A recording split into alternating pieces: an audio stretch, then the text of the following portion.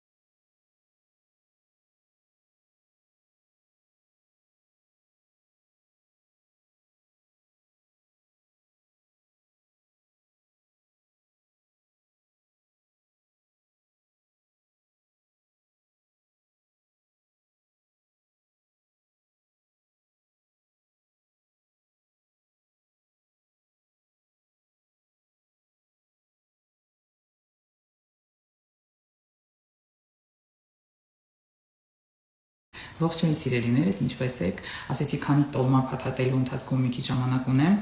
մի երկու բառով իմ նոր տեսահոլովակի մասին խոսել։ Նախ ուզում եի ասել, որ 2 օրում 500,000 դիտումը դա արդեն շատ արդյունք է։ Իսկ ովքեր չեն դիտել, խնդրում եմ մտեք իմ YouTube-յան ալիք, լայքեք, կոմենտեք, ինչու՞ չէ նաև subscribe եղեք։ Ուզում եմ անցնել բուն թեմային։ Հիմնականում մեկնաբանությունները շատ լավն են, շատ շնորհակալ եմ բոլորիդ արձագանքների համար, բայց բոլոր սոցիալական կայքերում կան քննադատական կոմենտներ, որոնց հիմնական բնույթը այն է, որ ինչու ես չեմ երգում ինչ-որ լուրջ երգեր, ինչու միշտ ինչ-որ թիթիզ, ոչ լուրջ, անլուրջ երգեր եմ երգում։ Սիրելիներս, լուրջ երգեր, այսինքն ինչ եք ուզում երգեմ։ Թամամ աշխարհ բդու դեգա։ Հա, տենց երգեր երգեմ, թե